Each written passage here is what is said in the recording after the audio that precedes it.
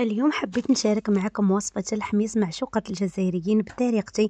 صراحة من أبن الوصفات اللي ممكن تجربوهم سواء في الطريقة اللي نخدم بها ولا من بعد كي نقليوه. شوفوا حبيباتي النتيجة راهي قدامكم من أروع ما يكون بالنة وتعسل. وقبل ما نبداو نصلي ونسلموا على سيدنا محمد عليه أفضل الصلوات، سميوا بسم الله ونروحوا مباشرة للوصفات. يعني كيما راكم تشوفوا هنا عندي كمية نتاع الفلفل الحلو، بعد ما كنت غسلته رايحه نمسحو كيما تشوفوا هنايا بابي ابسوربون باه يتنحى لي هذاك الماء، لانه رايحين نديروا له درك واحد العفسه هي اللي نشويو بها الفلفل وهي اللي تسهل علينا العمليه. يعني شوفوا صدقوني خاصه اللي عندها مناسبه ولا اعراس رايحه ديري اكثر من 20 كيلو في ثانيه. شوفوا نمسحو كامل ما نخليوش هذاك الماء، ونروح نجيب كميه تاع الزيت يعني زيت المائده عادي، ورايحه نبدا نطلي هذيك الفلفل تاعي داخل خارج يعني كيما راكم تشوفوا بالزيت. هذه الطريقه راح تساعدكم كي تشويو الفلفل من بعد تنحيوه. شوفوا ما يقلقكمش خلاص وما يقعدش معاكم غير تقيسوه بيديكم يتقشر معاكم. هذه وصفتي المعتمده اللي جامي نستغنى عليها ونصحتكم بها وجربوها وردوا عليا بالخبر. اللي مولفه ديروا برك عادي نقول لك جربي حبيبتي هذه الطريقه، وما تنساوش اي وحده فيكم وصفه جربت وصفه من وصفاتي تخلي لي في التعليقات. نكمل كامل الكميه اللي عندي كيما راكم تشوفوا. يعني هذا الزيت راح يغلف لنا كيما قلت لكم الحبه. شوفوا اول حاجه كي تحطوا تشويوه ليه يتشوى ماشي يتشوى جهه بجهه، كامل يتشوى مع بعضه ضربه، ومن بعد كي توليو تنقيوه يتنقى معاكم ليه. انا هنا بديت نشوي فيه عادي. شوفوا تقدروا ديروه هكذا تستفوه في البلاطو وتحطوه في الفرن كيما تقدروا ديروه عادي فوق النار. المهم هنا كل وحده وطريقتها كيفاه تشوي الفلفل تاعها، وكيما قلت لكم يتشوى ضربه واحده ماشي جهه تتشوى وجهه لا، خاطر الزيت هذاك يزيد يساعدنا باش الفلفل تاعكم يشد السخانه.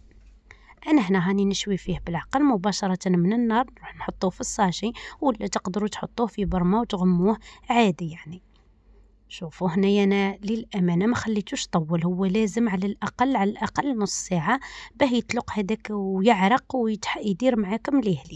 انا هنا راهو مازال سخون، ودرت تاني حبه تاع طماطم شويتها. هنا راهو سخون ما قدرتش نديرو بيدي، حطيت الليكون ورايحه نقشرو. رايحين تشوفوا يا البنات غير نحط يدي يروح يجري معي ما يقلقنيش. خلاص قلت لكم هنا رايحين نديرو كميه في رمشه عين. هذه اللي عندها مناسبة نقول لك جربي هذه الوصفة يعني كيما الحسنة.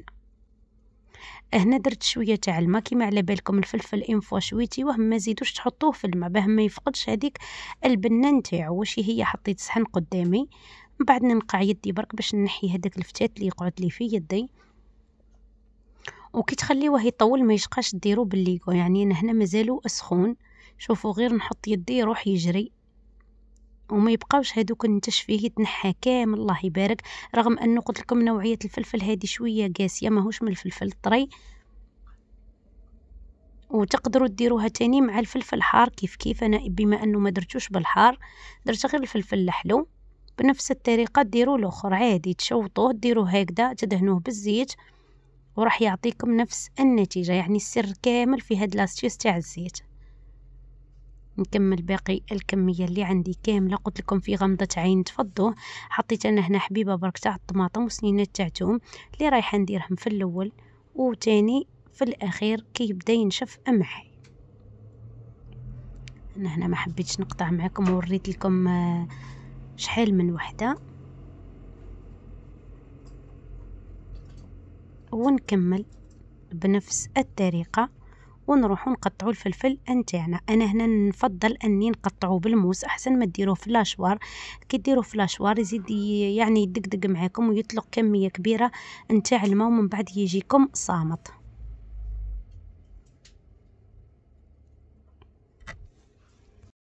وهنايا كيما راكم تشوفوا كملت الكميه اللي عندي كامله. درك نروح نحي لهم هذوك الروس والزريعه ونروحوا نقطعوه بالاستعانه ديما بالماء. واش هي ماشي تغسلوه تدهنوا يديكم برك باه ما يتلاصقش معاكم. هنا بعد ما نضفتو كيما راكم تشوفوا رايحه نقطعو. يعني انا قلت لكم نفضل نقطعوه هكذا بالموس احسن من لاشوار باش ما يزيدش يطلق لنا كميه كبيره نتاع الماء. كيما راكم تشوفوا هذه هي الطريقه تاع التقطاع. وكاين اللي ياكلوه مباشره هكذا يعني يحطوا طماطم سنينه تاع توم ويحطوا الزيت مباشرة ويستهلكوه هكذا.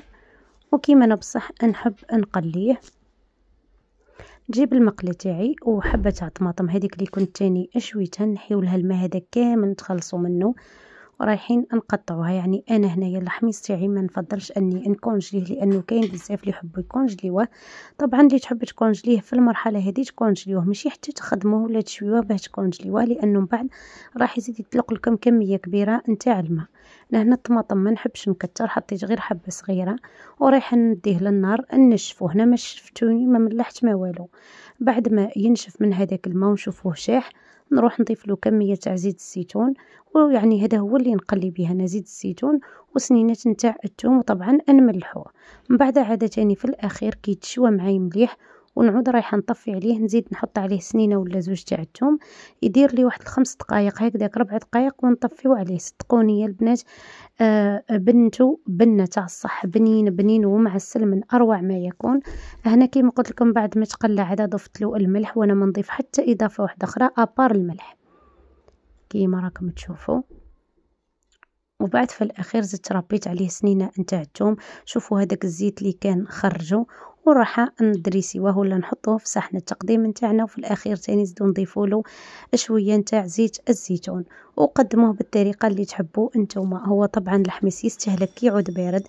درك بربي ان شاء الله في رمضان اللي يدخل علينا نقولوا ديما بالصحه والعافيه تقدروا توجدوا كونتيتي هكذا تاع 3 ايام ولا 4 ايام، هاكم تحطوه في البورطمونجي وتقفلوا عليه طبعا، وتحطوا كميه تاع زيت الزيتون من الفوق. ما يصرى له والو، احسن ما تجمدوه في المجمد رايح يفقد البنه تاعو ويفقد جميع الفوائد تاعو. انا صراحه ما نفضلش هاد التجميدات لا في رمضان لا ساير الايام، فهمتوني يا البنات؟ ابار الحمص هذا ما كان.